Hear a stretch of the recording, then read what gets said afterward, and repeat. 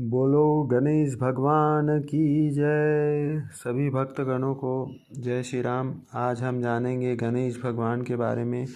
गणेश भगवान बहुत ही पौराणिक, इस धरती में 5 भगवान माने जाते हैं, जो कि एक है विष्णु भगवान, एक है शिव भगवान, एक है ब्रह्मा और एक है सूर्य देवता जिसको सूर्य भगवान कहते हैं हम, और एक है गणेश। 5 भगवानों की पूजा होती है।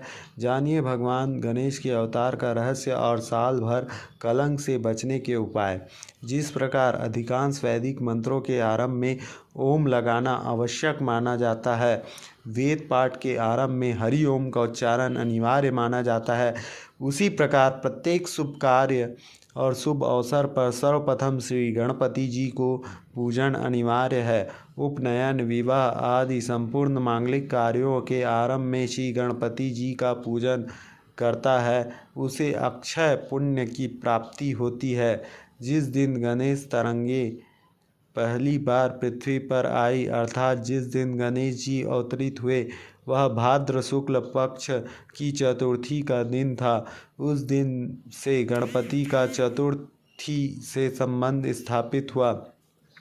शिव पुराण के अंतर्गत रुद्र संहिता के चतुर्थ कुमार खंड में यह वर्णन आता है कि माता पार्वती ने स्नान करने से पहले अपनी शक्ति से एक पुतला बनाकर अपने प्राण भर दिए और उसका नाम गणेश रखा।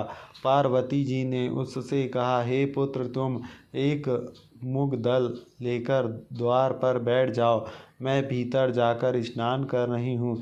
जब तक मैं स्नान न कर लूँ तब तक तुम किसी भी पुरुष को भीतर मत आने देना। भगवान शिव जी ने जब प्रवेश करना चाहा तब बालक ने उन्हें रोक दिया।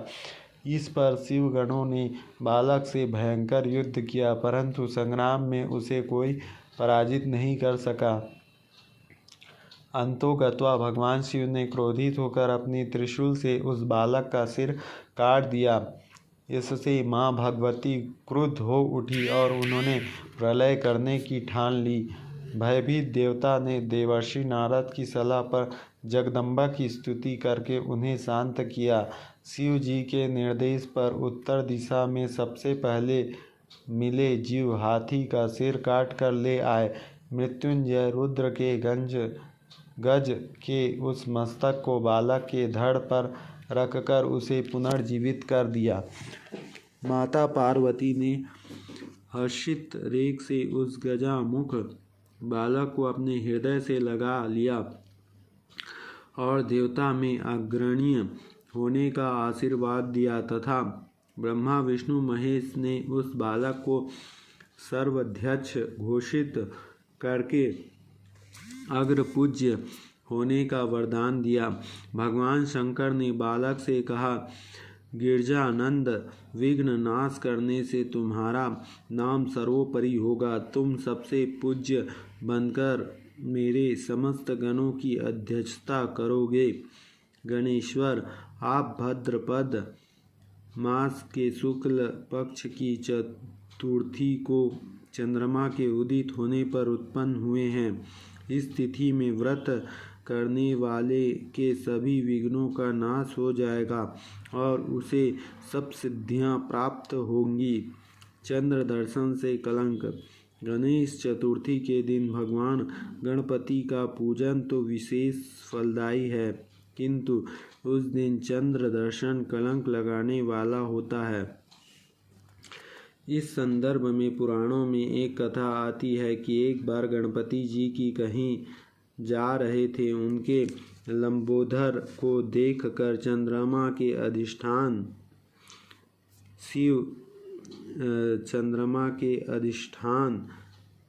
चंद्रदेव हंस पड़े। उसे हंसते देखकर गणेश जी ने शाप दे दिया कि दिखते तो सुंदर हो, किंतु मुझ पर कलंक लगाते हो, अतः आज के दिन जो तुम्हारा दर्शन करेगा उसे कलंक लग जाएगा। यह बात आज भी प्रत्यक्ष दिखाई देती है। विश्वास ना हो तो गणेश चतुर्थी के दिन चंद्रमा के दर्शन करके देख लेना। भगवान श्री कृष्ण को गणेश चतुर्थी के दिन चंद्रमा के दर्शन करने पर स्मंतक मणि की चोरी का कलंक लग गया था। बलराम को भी श्री कृष्ण पर संदेह हो गया था। सर्वोपरि लोकेश्वर श्री कृष्ण पर भी जब चौथ के चंद्रमा दर्शन करने पर कलंक लग सकता है तो साधारण मानव की तो बात ही क्या, किंतु यदि भूल से भी चंद्रमा की दर्शन हो जाए तो श्रीमद् भागवत के 10वें स्कंद के 56 से 57वें अध्याय में दी गई स्मंतक मणि की चोरी की कथा का आदर पूर्वक पठन श्रवण करना चाहिए, जिससे कि यह कलंक उतर जाता है। भाद्रपद शुक्ल तृतीय या पंचमी के चंद्र का दर्शन करना चाहिए। इससे चौथ के दर्शन हो गया हो तो उससे ज़्यादा दुष्प्रभाव नहीं होगा। निम्न मंत्र का 21, 54 या 108 बार जप करके पवित्र किया हुआ जल पीने से कलंक का प्रभाव कम होता है। मंत्र इस प्रकार है।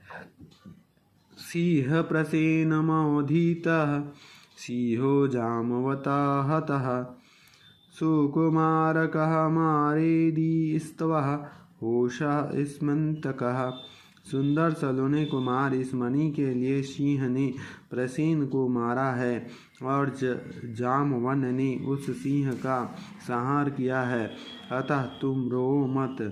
अब इस स्मंतक मणि पर तुम्हारा ही अधिकार है।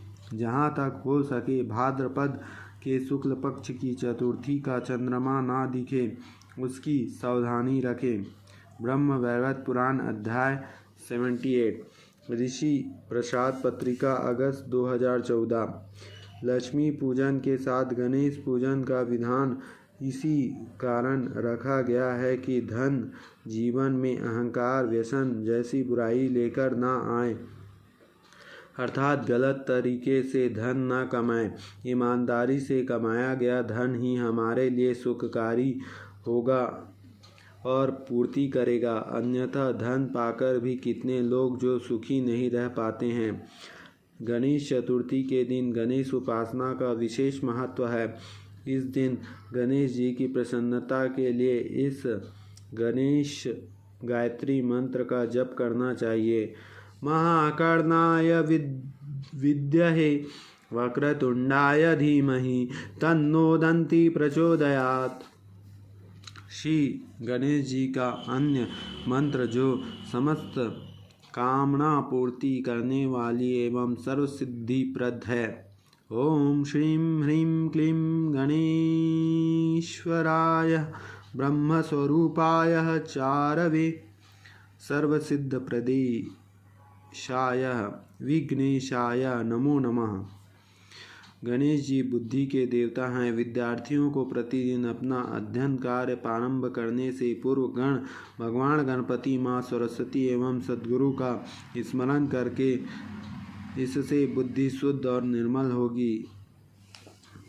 विघ्न निवारण हेतु गणेश चतुर्थी के दिन ओम गम गणपत्ये नमः का जाप करने से गुड़ मिश्रित जल से गणेश को स्नान करने एवं दुर्वा व सिंदूर की आहुति देने से विघ्न का निवारण करता है तथा मेघा शक्ति बढ़ाता है।